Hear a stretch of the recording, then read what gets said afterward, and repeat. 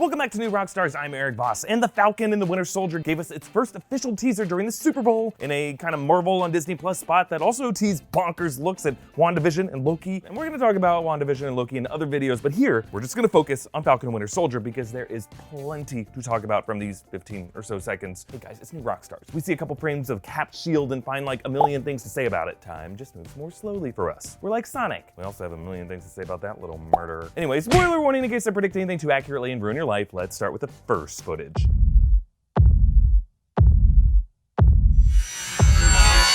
It's time.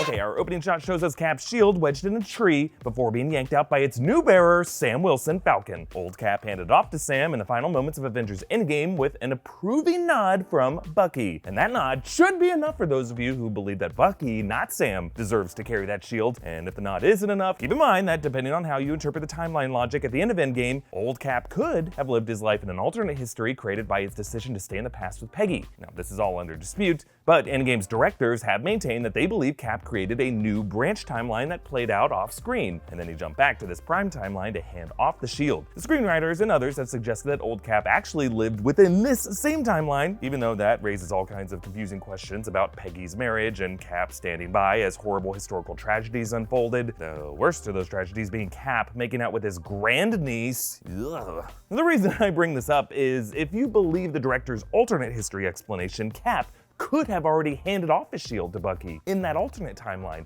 a story that we might still see someday. And perhaps now after that story, Cap has realized that it's more important for Sam to carry the shield in the way Endgame left things in this universe. The legacy of Captain America appears to be the key theme of this series, with the government ponying out a doppelganger, so perhaps Old Cap wants the worthiest soldier he could imagine rallying the public to the truth. And that is veteran counselor Sam Wilson, not globally hated assassin Bucky Barnes. Now Sam here is practicing Cap's old move, the backhand frisbee fling, but where is he? That appears to be some kind of farm home, maybe like Tony Stark's or Clint Barton's, but notice that Spanish moss hanging from the trees. That typically grows in the American South. Stark's farm is in New York, Barton's farm is in Missouri. Some have suggested that this farm looks similar to the Rambeau home in Louisiana in Captain Marvel, operated by Maria Rambeau in the 90s and now presumably by Monica Rambeau, her daughter. Monica Rambeau has been announced to appear in WandaVision, but not this series as of yet. Also, Sam's house here is blue, 2 stories with a railing on the porch. The Rambeau house was smaller and gray, so perhaps this could be Sam Wilson's family's southern home, a place where he and Bucky can stay off the grid while still fugitives from their defiance of the Sokovia Accords and Civil War. Maybe Old Man Cap can also crash here as a retired mentor, guy in the chair of this base of operations, and probably also a shitty roommate. My grandniece doesn't have to pay rent because she's sharing my bed.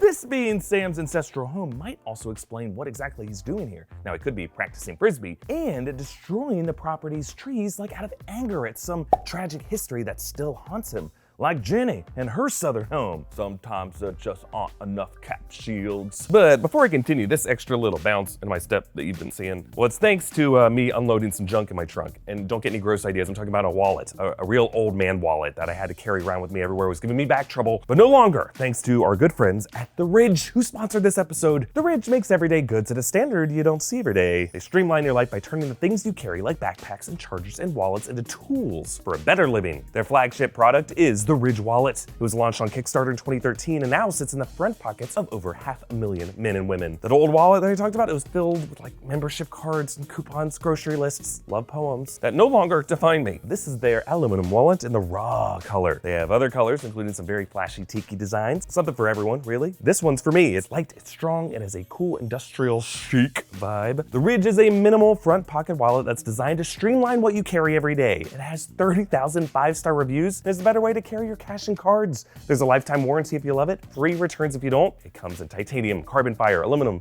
and over a dozen different styles and colors. They also have great backpacks and travel bags with RFID blocking pockets and optional device charging batteries. Get 10% off today with free worldwide shipping and returns by going to ridge.com/newrockstars. That's ridge.com/newrockstars and use the code NEWROCKSTARS. Find the link in the video's description. Let's move on. Next, we get some wild aerial shots showing wingsuit gliding. I'm wondering if this could be part of some kind of free fall fight, like the one with Keanu and Swayze in Point Break. Ah! Now it's hard to tell, but the gunman here looks kind of like Daniel Bruhl as Helmut ZEMO, who's returning to this series after home wrecking the Avengers in Civil War. Based on the teaser at Comic-Con, it looks like ZEMO will wear his purple mask from the comics. There's also a shot of Falcon flying through a canyon, wings still on. So in addition to carrying the shield, he's also gonna keep the wings, which makes sense. He doesn't have the super soldier serum, he needs all the tech he can get. Next, there's a shot of Bucky, cleaned up nice, aiming a gun at ZEMO, and then there's a close-up of ZEMO as bullets are dropped to the ground in front of him. Now, I'm guessing this is from a different moment because Bucky's holding the gun with his right hand, but then on the shot of ZEMO is his new vibranium arm in hand dropping the bullets, or there's just like a handoff going on. Either way, the last we saw of ZEMO, he got arrested by T'Challa at the end of Civil War and ended up in Ross's custody. He was threatened with electric shock if he ever escaped. Perhaps the events of the blip could have freed him from that prison. Like maybe the prison guards dusted away, or ZEMO himself could have dusted away, but then returned to his containment cell now opened. We know that Falcon Winter Soldier will be set in a deliberately post-blip world. There was a set photo with a sign reading, Samson Development, rebuilding your city after the blip. And if Bucky is unwilling to kill ZEMO here, perhaps this suggests a team up between Bucky and ZEMO. Should be a lot of water under that bridge because, you know, ZEMO framed Bucky for lots of murders. But maybe Bucky's frustrated that Sam is carrying the torch he thinks he should carry, and then decides to take up ZEMO on an offer to join a league of misunderstood outlaws, similar to a Thunderbolts theory I have pitched in previous videos. Go check them out. But on to the last clip. Eagle Rare sweet release. Oh, we're back. Okay. We're at a football game with a marching band, fireworks, dancers, and a new Cap. This is actually John Walker, U.S. agent, aka the villain Super Patriot, played here by Wyatt Russell. Walker was introduced as the government's incarnation of Captain America to replace Steve Rogers' Captain America, and this could explain why he's being paraded here as this kind of Boy Scout poster boy, as Steve Rogers was as a PR tool for the war effort in the 40s. I'm guessing this will create a conflict between Wilson, the successor Cap chose, and Walker, the successor Ross and the government want. You can see that Walker has a newly designed logo, an A with the wings, really emphasizing the America of Captain America even more strongly. He does carry a shield, but it's not clear if this is the true Cap vibranium shield or just part of a costume. And lastly, Sam and Bucky appear in some facility hallway, maybe the location ZEMO was last seen. It's only a few frames, but there's definitely some tension here. Could be some shield envy, or based on Mackie and Stan at Comic-Con, could be some sexual tension. When we go to work,